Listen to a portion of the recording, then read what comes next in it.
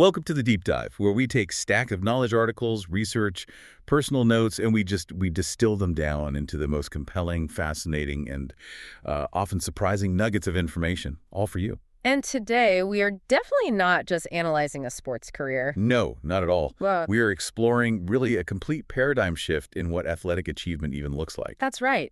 We are doing a deep dive into the monumental life, the records, and just the enduring impact of Jack William Nicklaus. The man everyone, and I mean everyone, across the globe knows as the Golden Bear. And, when you start to talk about golfing immortality, that conversation, it almost always begins, and frankly often ends with Nicklaus. Right.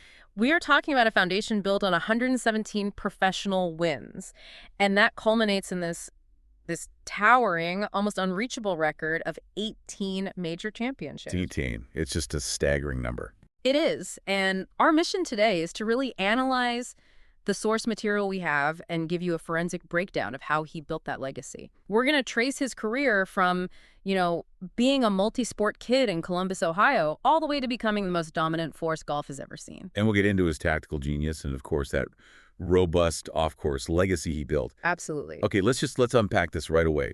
When people throw around the phrase greatest of all time in golf, that number, 18 majors, it's not just a statistic, is it? It's the ultimate benchmark. It's the mountain, yeah. So before we get into the chronology, let's just quickly define his identity, that famous moniker, the Golden Bear.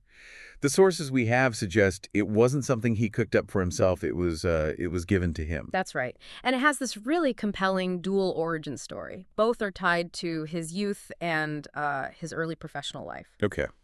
So one version credits it to a writer, Don Lawrence, who was briefing Nicklaus's future agent, the famous Mark McCormack, on this young talent. And what did he say? Lawrence apparently just described him physically. He said he was large, strong, and blonde. And McCormack, who was, just a brilliant marketer, he immediately heard that and translated it into the Golden Bear. Ah, so he saw the commercial value in that image right away. Instantly. Large, strong, and blonde. That's a physical description, sure, but it becomes a brand identity. It's powerful. Right. But there's another origin story, too. Yes, and this one is, you could argue, a bit more sentimental. It comes from the mascot of his high school, which was Upper Arlington High School in Ohio. They were the Golden Bear. So he was already a Golden Bear. He was already the Golden Bear there. He was the star athlete, captain of the 1956 state champion golf team, great at multiple sports. So McCormack may have just recognized that and, commercialized an identity that already existed, one that resonated with Jack's own history. So regardless where it started exactly, the name just stuck. It perfectly defined that powerful, maybe sometimes seemingly impassive competitive nature he had. Yeah, that power certainly defines his top-line records. When you look at the sheer scale of the achievements, it's just mind-boggling. Let's lay them out. Okay, so they absolutely define modern golf greatness and, more importantly, sustained excellence. The cornerstone is that all-time record of 18 professional majors. And just to put that in perspective for everyone, the next closest is Tiger Woods at 15. Right. And that three-major gap, you have to understand, that represents a massive, massive competitive gulf in golf. Huge. Then he also ranks third on the all-time PGA Tour wins list with 73 victories. And we should mention that 73 mark is actually tied right now with Tiger, and it's just behind Sam Snead's 82. It is. But unlike Snead, Nicklaus, he prioritized the majors above everything else. He would literally adjust his entire schedule to make sure he was at his absolute peak for those 4 weeks a year. And that prioritization, you can see in his Masters record, can't you? Oh, absolutely. The record for most Masters victories, which he holds with 6 green jackets. I mean, think about that. To win one Masters is a career pinnacle for any golfer. For most, yeah. To win 6, spanning more than 2 decades, that just speaks to this incredible psychological and strategic mastery of one specific, very difficult course, Augusta National. It demands precision, it demands memory, year after year. So these numbers, they aren't just statistics, are they? They're proof. Proof of decades of intentional focused dominance. Exactly. So our goal now is to see just how that foundation was poured. So Jack Nicklaus was born in Columbus, Ohio back in 1940, and the source material we've got makes it really clear that his early life was just steeped in high-level athletics. And that competitive DNA, it seems to have come directly from his father, Charlie Nicklaus. Charlie Nicklaus was an extraordinary figure. You know, on the surface, he was a local pharmacist. He ran the Nicklaus drugstore. But underneath all that, he was a phenomenal, multi-talented athlete. It's natural. Totally. He played football for the Ohio State Buckeyes. He was a competitive tennis player. And get this, he was himself a scratch golfer.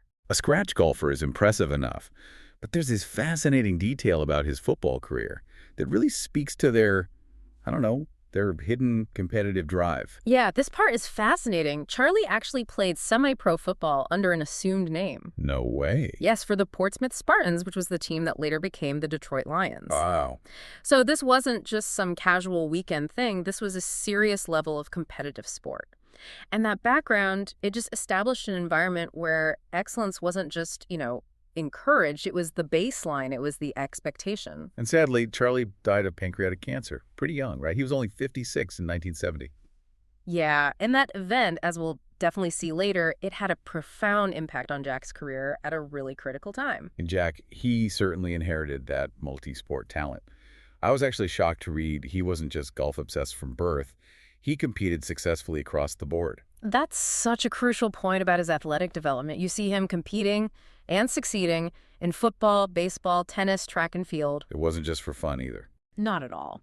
In high school, he was an honorable mention All-Ohio selection in basketball. He was a shooting guard. He even got some recruiting interest from college basketball programs. So this deep history in these high-pressure team sports, it probably gave him the foundation for that incredible mental fortitude he had under pressure in golf, right? I think so. He learned to compete fiercely no matter who was watching. But then the golf bug, it hit hard at age 10. He started playing at Seguero Country Club, and that's where the other critical influence in his life comes in. His coach, Jack Grout. Grout's role was absolutely foundational. He was the club pro at Scioto and a contemporary of some of the legends of that era, guys like Byron Nelson and Ben Hogan. And crucially, he was his only formal instructor for his entire career. His only one. Grout believed in this strong, powerful setup and a swing that encouraged a fade, and that partnership just remained constant. It provided stability through decades of intense competitive pressure. And the dominance, once he picked up the game, it was just immediate, wasn't it? I mean, he scored 51 for his first 9 holes, which is, respectable. Yeah, for 10-year-olds. But his rate of improvement is what's absolutely staggering. Meteoric doesn't even begin to cover it. He won the first of 5 straight Ohio State junior titles by the time he was 12. 5 straight. And at 13, he achieved this remarkable milestone. He had broken 70 at Scioto and reached a +3 handicap. Okay, for listeners who might not be familiar, a scratch handicap, a 0, means you're excellent. A plus handicap means you are expected to shoot under par consistently. Right. And a +3 handicap at age 13 meant he was the lowest handicap player in the entire Columbus area. He was already performing better than almost every single adult amateur. That speed of mastery is just insane. He was only 16 when he started beating professionals. Yes. At 16, he enters and wins the Ohio Open, competing against seasoned pros. And that win was highlighted by this phenomenal third-round 64. By the time he's 17, he had already racked up 27 victories in Ohio tournaments. This wasn't just a promising kid. This was a phenomenon. A total phenomenon. So that incredible amateur run takes him to Ohio State University, where, funnily enough, he initially pursued pre-pharmacy, like his dad, before switching to insurance. And the sources say he actually intended to follow the path of his idol, Bobby Jones, and just stay an amateur. He genuinely did. I mean, Jones's legacy loomed so large in golf. He'd proven you could be the world's best without ever accepting prize money. Right. And Nicklaus's amateur record during his college years was sensational. It really solidified this intention. He won the U.S. Amateur twice in 1959 and 1961 and became the then youngest champion in the modern era when he won his first at just 19. He also won the NCAA championship in '61, the Western Amateur. And Golf Digest named him the world's top amateur for 3 years running. He was dominating. But the moment that really introduced him to the wider American public and kind of positioned him as this threat to the game's established order, that was the 1960 U.S. Open. Oh, this is a definitive hinge point in his career. At just 20 years old, he shows up at the U.S. Open and finishes second, just 2 strokes behind Arnold Palmer. 2 strokes, as an amateur. As an amateur. He shot a 2 under par, 282 total. And to put that performance into historical context for you, that score remained the lowest score ever posted by an amateur in the U.S. Open for 59 years. Wow. Until 2019. Until 2019. And the legend himself, Ben Hogan, who played the final 36 holes with him, he provided the ultimate compliment, didn't he? Hogan famously said that Nicklaus should have won by 10 shots. It's by 10 shots. Think about that. The man known for clinical perfection is watching a 20-year-old amateur and concludes that the kid was playing so powerfully, so strategically, that he basically wasted a 10-shot margin. That's incredible. That performance, it just immediately set up the inevitable confrontation with Palmer. It's just astonishing that he still considered staying an amateur after that. So what was it that ultimately pushed him to turn professional? You know, it was really practicality and family commitment. He married Barbara Bash, who was a nursing student, in July of 1960, and their first child was born in September of 61. So reality set in. The financial reality of supporting a family, even one that's subsidized by a pharmacist father, it meant that to truly compete and to provide, he needed the income from the professional tour. So in early November 1961, he announced he was turning pro. Sacrificing those last few course hours he needed for his degree. He did, though Ohio State, very wisely, granted him an honorary doctorate later on. But yeah, the amateur phase was officially over. The economic and competitive realities of professional golf were calling. He turned professional in late 61, but the professional battle, it really began with a bang and a shocking upset at the 1962 U.S. Open. I mean, his first victory wasn't just a win, it was an act of competitive aggression against the established king, Arnold Palmer. It was an immediate declaration of dominance, and it couldn't have happened in a more intense setting. It was at Oakmont, which is just outside Palmer's hometown in Pennsylvania. So he was on enemy turf. Oh, completely. The galleries were hostile. They were loudly and openly supporting Palmer. And Nicklaus, at just 22 years old, he goes in and defeats Palmer by 3 shots in an 18-hole playoff. He shot 71 to Palmer's 74. So this wasn't just beating Palmer. This was challenging his authority right on his home turf. Exactly. Nicklaus became the youngest U.S. Open champion since Bobby Jones in 1923, and in doing that, he solidified a generational rivalry that did so much more than just sell tickets. It fundamentally changed the economic model of professional golf. Let's talk about that economic shift.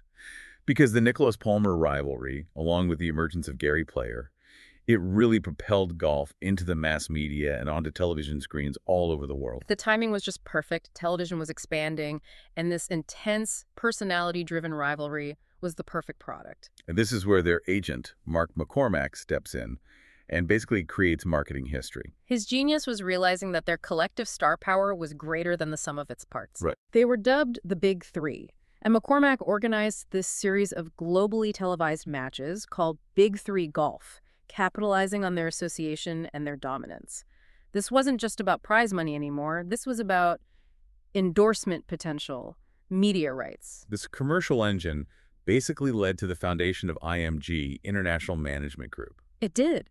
And for the first time, golfers weren't just athletes. They were international entertainment brands. What's fascinating, though, is that even with this collaboration, Nicklaus showed some incredible business foresight by eventually breaking off and starting his own agency. Yeah, in the early 1970s, he recognized the value of controlling his own brand, and he set up Golden Bear Inc.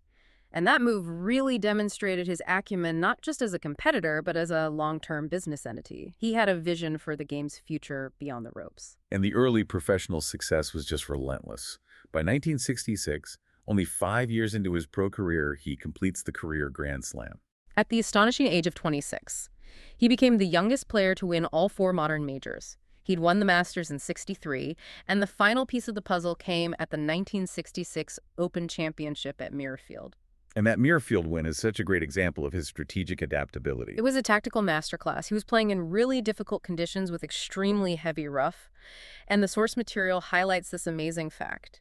He used his driver only 17 times over 4 rounds. 17 times. That's incredible control. Supreme patience. He prioritized keeping the ball in play, often using a 3-wood or even a long iron off tee just to secure the claret jug. He completed the Grand Slam faster than even the legends before him, like Sarazen and Hogan. But the year before that, 1965, that was a defining moment of just pure, unadulterated dominance at the Masters. Oh, the '65 Masters was a monumental shift. Nicklaus didn't just win, he completely humiliated the field. He broke Ben Hogan's long-standing 72-hole scoring record, finishing with an aggregate of 271. And that record stood for 32 years, until Tiger Woods broke it. It did. And his 9-shot margin of victory over co-runners-up Palmer and Player was also a record that lasted 32 years. You can just feel the power in that performance. Absolutely. The defining round was his third round, 64, 8 birdies, and no bogeys.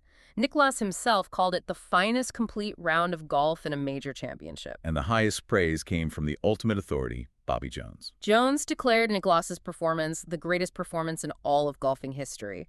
That level of praise from him just underscores the magnitude of that 65 win. And then he proves it wasn't a fluke by becoming the first player ever to win the Masters back-to-back in 65 and 66. He follows that incredible run with another major win at the 1967 U.S. Open. His second U.S. Open victory at Baltusrol, and again he breaks a record. This time it was Hogan's U.S. Open aggregate record. He posts a 275. And he finished 4 shots clear of Palmer again. Again, proving he was the dominant force of the generation. And the enduring image from that tournament wasn't just the score, it was that demanding, legendary one-iron shot on the 72nd hole. The 238-yard one-iron shot, up hole and into the breeze, setting up a finishing birdie.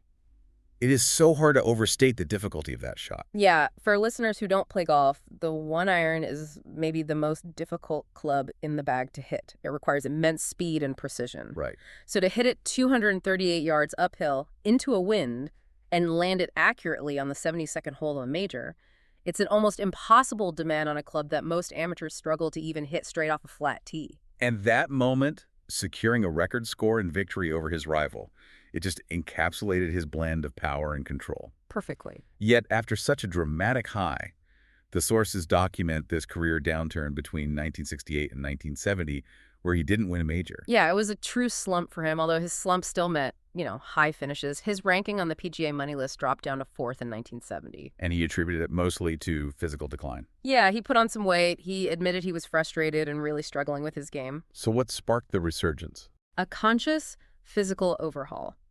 He lost 25 pounds in the fall of '69 to improve his physical conditioning and stamina. He recognized that the mental stress of major competition was just being compounded by physical fatigue. And the emotional high point that signaled his return to form was the 1970 Open Championship at St. Andrews, which came only 5 months after the death of his father, Charlie. That must have just been a crucible of emotional investment for him. It was deeply emotional. He won under high wind conditions, defeating Doug Sanders in an 18-hole playoff. He later reflected that after his father's death, he realized Charlie had certainly lived his life through my golf game. Wow. And that tragedy refocused him, it motivated him to get back to work, and the culmination of that motivation was that dramatic finish on the 18th green, where he famously threw his putter high into the air. Yes, after sinking the winning putt, he just hurled the putter, a theatrical flourish that was completely out of character for the usually reserved Nicklaus. A visible release of all that pressure. Emotion, grief, competitive tension, all of it. That whole period just illustrates that even the greatest careers, they require mid-course corrections, both physical and emotional, to sustain that kind of dominance. The emotional resurgence that began at St. Andrews in 1970, it really propelled him into a decade where he just set records that cemented his legend, starting right away with the 1971 PGA Championship. Yeah, that win wasn't just another major, it made history. With that victory, Nicklaus became the first golfer ever to complete the double career Grand Slam. Meaning he had won all 4 modern major championships at least twice. At least twice. He was in a league entirely his own. And he also set a new single-season money record that year, with over $244,000, which just underscores that this period of competitive intensity was matched by financial success. And the talk of a calendar year Grand Slam, winning all 4 majors in 1 year, it must have reached a fever pitch in 1972 after he won the Masters and the U.S. Open back-to-back. Oh, he was absolutely on track. He won both of those tournaments wire to wire. He did narrowly miss out on the Open Championship, though, finishing second to Lee Trevino. Still, the 1972 U.S. Open at Pebble Beach provided one of the most enduring images of his powerful ball striking. A moment you see replayed in golf history all the time. You do. We're talking about the famous one iron on the 17th hole at Pebble Beach. Right. The conditions were severe. There were gusty ocean breezes, rain.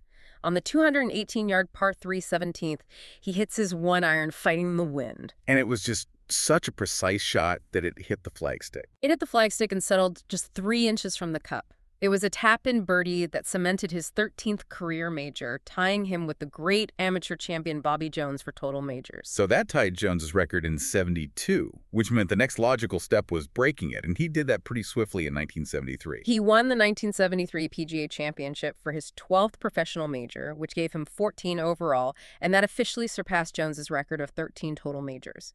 At this point, the question wasn't if he was the greatest, it was by how much. And that same year, he broke ground off the course in a really unique way. Yeah, he became the first PGA Tour player to win a tour event, the Ohio Kings Island Open, on a course that he had designed himself. It showed his intellectual mastery was extending into architecture. And at the same time, he set a financial record, becoming the first player to eclipse the $2 million mark in career PGA Tour earnings.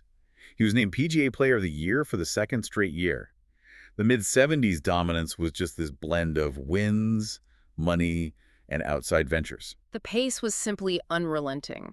In 1974, he was recognized as one of the 13 original inductees into the brand-new World Golf Hall of Fame. And then 1975 was another massive year. Huge. He won 3 consecutive starts, capped by his 5th Masters. And the 1975 Masters is legendary because it was a head-to-head final round slugfest, not one of his wire-to-wire routes. It was a riveting battle against 2 of the other great ball strikers of the era, Tom Weiskopf and Johnny Miller. And the defining moment came on the 16th hole. When Nicklaus sank that crucial 40-foot birdie putt, which became known as the game changer, he went on to win his 4th PGA Championship that same year. And that combination secured him the PGA Player of the Year award for a record 5th time in 1976. And that mid-'70s run also included a streak of 105 consecutive cuts, made from 1970 to 76. Which just illustrates his phenomenal week-to-week consistency. But his rivalry wasn't just limited to Palmer. In 1977, he took part in the famous Duel in the Sun against Tom Watson at the Open Championship. That was at Turnberry, and it remains one of the great head-to-head major championships in history. Nicklaus's final rounds were a 65 and a 66, a score that usually wins by a mile. Right. But he was defeated by Watson, who shot 65-65. It was the first time in a major that the winning score broke the 270 aggregate mark. Nicklaus called it the most thrilling one-on-one battle of my career. It just highlights his remarkable ability to lift his game even when his opponent is playing the best golf of his life. That same year, he hits another financial milestone, becoming the first player to surpass $3 million in official career PGA Tour earnings. But beyond the scores, the sources highlight his immense contribution to the structure of professional golf during this time, specifically with the Ryder Cup. This is one of the most critical but often overlooked elements of his legacy. The Ryder Cup had become a complete rout. It was routinely dominated by the American team, and that led to a massive decline in its competitive prestige and audience interest. It was getting boring. It was. So during the 1977 Ryder Cup, Nicklaus approached the PGA of Great Britain with this radical proposal. He argued that for the contest to survive and get its competitive edge back, the selection procedures had to be completely overhauled. Completely. He proposed expanding the selection pool to include players from the European Tournament Players Division. Essentially, this meant including continental European pros, not just players from Great Britain and Ireland. And that change was approved. It was. And if you look at the Ryder Cup today, the fierce competition, the global coverage, the intensity, it exists because of Nicklaus's political foresight in 1977. He recognized that you need quality opposition to maintain the integrity and prestige of the competition. That takes us to 1978, where he achieved yet another record that truly puts him in a category of one. The triple career Grand Slam. Wow. Winning the 1978 Open Championship at St. Andrews, his favorite course, made him the only player to have won each of the 4 modern majors at least 3 times. A record that stood alone until Tiger Woods tied it decades later. It did. And Nicklaus considered his performance there to be the finest 4 days of tee-to-green golf he had ever produced. He also dominated the Players' Championship, winning it for a 3rd time that year, becoming the only 3-time winner of that event. But despite all this consistent excellence, 1979 was a blip. It was the only year in his professional career he failed to win a PGA Tour event. And it served as a massive competitive wake-up call for him. He came close at the Masters, missed a playoff by 1 stroke, but it was enough to prompt him to completely revamp his technique in the offseason. So he went back to the drawing board. He worked extensively with his longtime instructor, Jack Grout, to flatten his backswing, which had gotten too upright and was causing some inconsistency. But crucially, he addressed the perennial area of critique, his short game. He brought in a specialist for that. He did. He worked intensely with coach Phil Rogers, who was so dedicated he reportedly lived at the Nicklaus home for a time. Wow. That level of dedication, even after achieving so much, it just demonstrates this continuous pursuit of perfection. He didn't rest on his laurels. He aggressively fixed the flaw. And that work paid off immediately and dramatically in 1980. It was a shocking return to form. At the 1980 U.S. Open at Baltusrol, he sets a new scoring record of 272, beating the record he had previously set in 1967 on the very same course. And this victory tied him for the most U.S. Open wins, 4, with Willie Anderson, Bobby Jones, and Ben Hogan. Right. And he openly admitted this win felt different. He called it, by far, the most emotional and warmest reaction to any of my wins in my own country. He backed that up in the 1980 PGA Championship, winning by a record-setting 7 shots over Andy Bean. So to win both the U.S. Open and PGA Championship in the same year, that is rarefied air. It's the mark of a truly dominant season. He was only the 3rd player since 1948 to accomplish that feat. And the win also tied him with Walter Hagen for the most PGA Championship wins overall. And even though the early 80s were a little less fruitful in terms of tour victories, only 2 between 81 and 85, his ability to perform on the biggest stage, it was still there. Absolutely. Though he didn't win a major in that span, he still tallied 7 more top 10 major finishes. His standards, even in his quote-unquote declining years, remained unparalleled. And he was still a force in the Ryder Cup. A perfect 4-0 record in the 1981 Ryder Cup, and he captained the victorious 1983 team. It showed his value even as he transitioned into that elder statesman role. By 1983, he became the first player to exceed $4 million in career earnings. So the stage was really set for one final, monumental competitive act. If the 1970s defined his consistent record-setting, then the 1986 Masters defined his lasting, almost mythical legend. We really have to slow down and appreciate the Miracle Masters. The 86 Masters is the story that golf fans tell their children. At 46 years old, Nicklaus was widely considered past his prime. Critics were questioning his relevance. And he becomes the oldest winner in the tournament's history, a record that still stands today. Does, and his final round 65 was powered by this unbelievable gravity-defying 6-under par 30 on the back nine. Let's walk through that iconic eagle birdie stretch on holes 15, 16, and 17. I mean, the pressure was immense, with competitors like Seve Ballesteros just kind of struggling around him. Okay, so he was 3 shots back coming into the 15th, a par 5. He hits his second shot to 12 feet and drains the eagle putt, immediately closes the gap. Right. On the 16th, the par 3, he hits his tee shot to about 12 feet and rolls that in for a birdie. The course is just electrified. I can only imagine. Then, on the difficult par 4 17th, he hits his approach to 18 feet and, sinking that birdie putt, he famously raises his putter high, completing this astonishing stretch where he played 7 under par over 10 holes. And that moment, raising the putter, it's often cited as the emotional zenith of his entire career.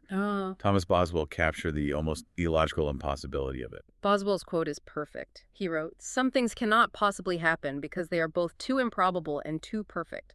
Jack Nicklaus cannot shoot 65 to win the Masters at age 46. But he did. It was his 18th and final major title.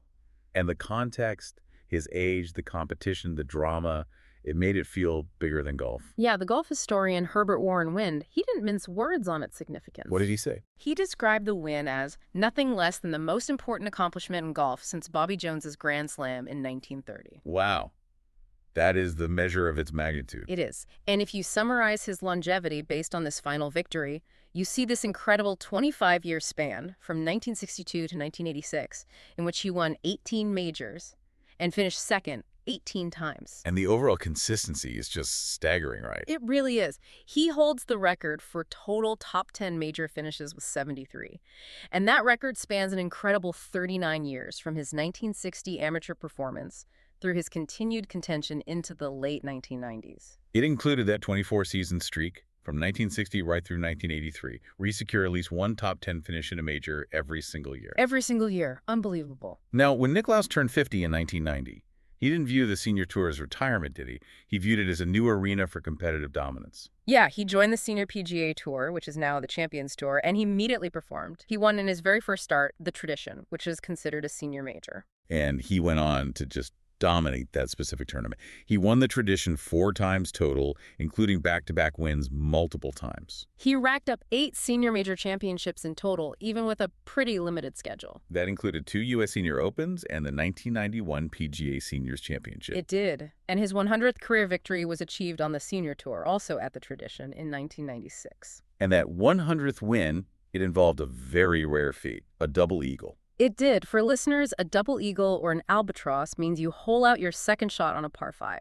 It is extremely rare. So rare. And he closed the final 36 holes with back-to-back rounds of 65 and made that double eagle during the final round to secure the win. That 1996 tradition, that marked his last official professional victory. Let's talk about the close of his playing career, because his final major appearances were tinged with some deep personal emotion. His final Masters appearance in 2005, it came shortly after a family tragedy. The drowning death of his 17-month-old grandson, Jake. Oh, that's awful. The family, naturally, was just devastated. Playing golf with his son Steve served as therapy for their grief, and Steve encouraged his father to make that final appearance at Augusta. What a poignant moment to play his final tournament on that revered course under the shadow of such immense loss. It really was. And his final major professional appearance was at the place he loved most, St. Andrews.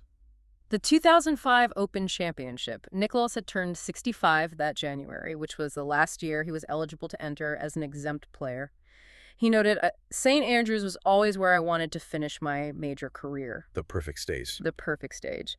After his tee shot on the 18th in the second round, the crowd responded with an almost unprecedented 10-minute standing ovation. It was just this spontaneous tribute to the greatest champion in the game. And he gave the crowd the finish they wanted. He finished his professional career on that famous final green by sinking a 15-foot birdie putt, providing a perfect emotional curtain call on the game's greatest stage. It was just the ultimate ending to a storybook career. We've established that Jack Nicklaus was famous for his long game, but the source material is really clear.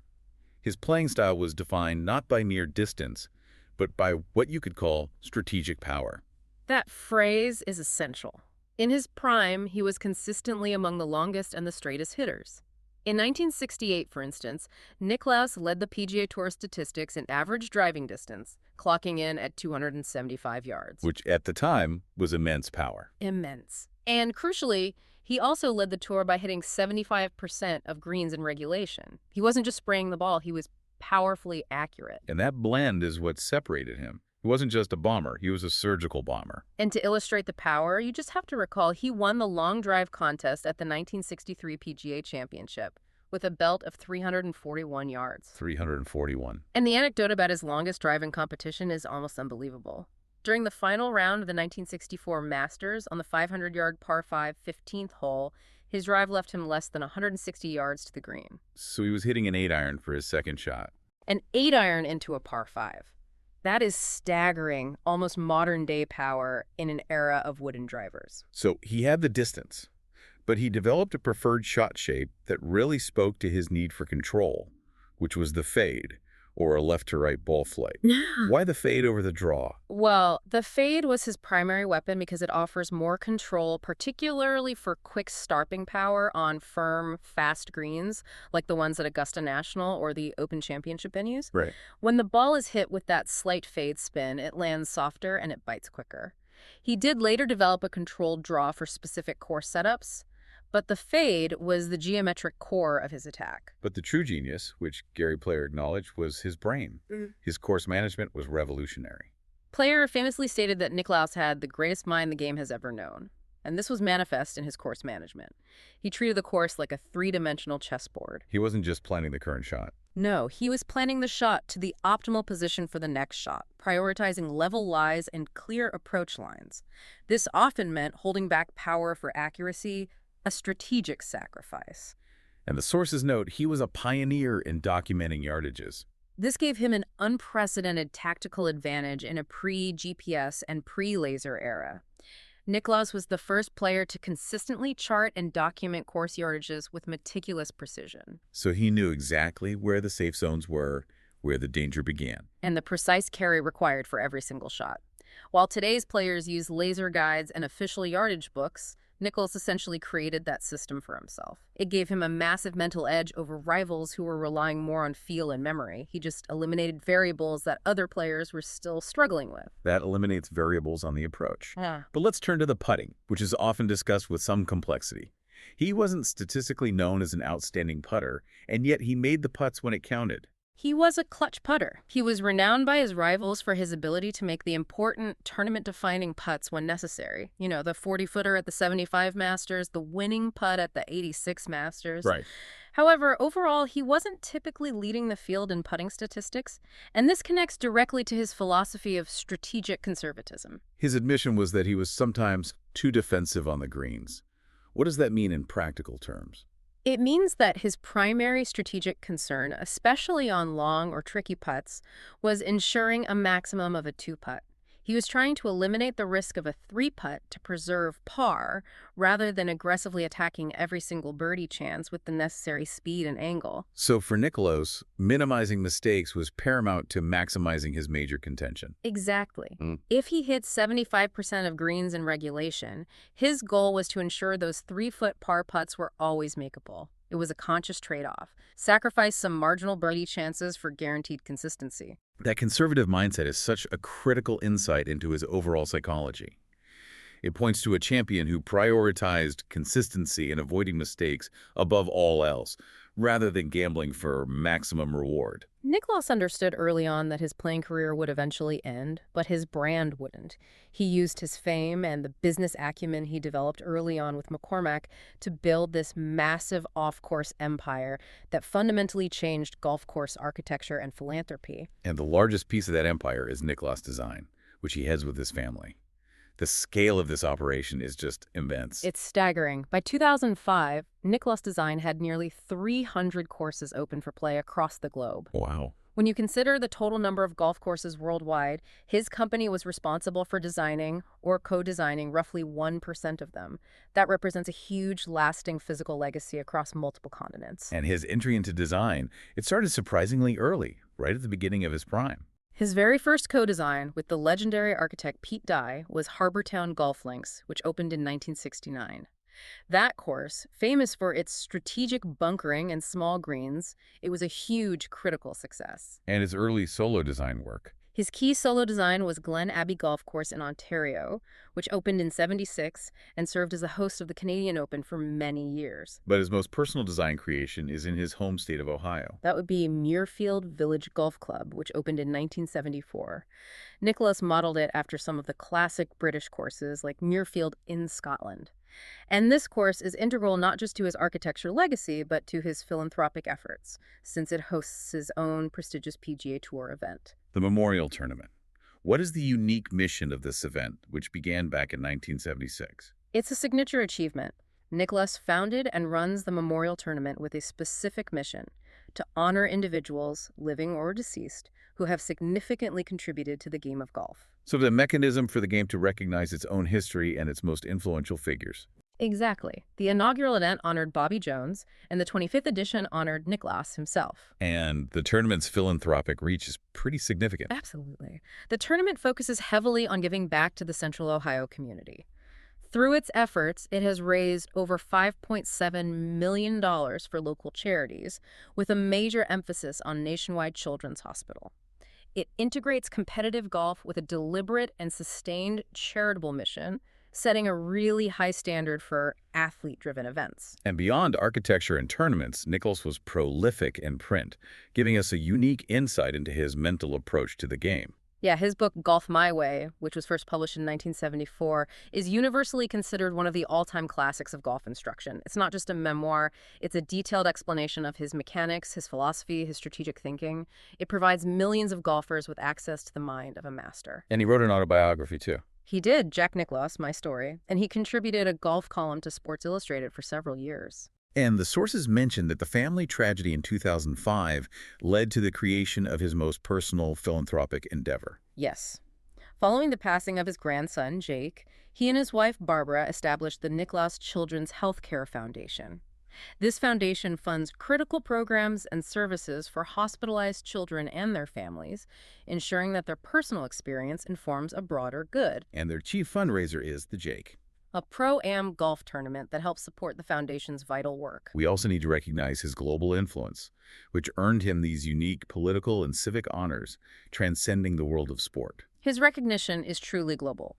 He received the Presidential Medal of Freedom in 2005 and the Congressional Gold Medal in 2015, two of the highest civilian honors in the United States, specifically for promoting excellence and good sportsmanship globally. But perhaps the most surprising recognition came from across the pond. In 2005, the Royal Bank of Scotland issued a commemorative £5 note featuring Nicklaus holding the claret jug.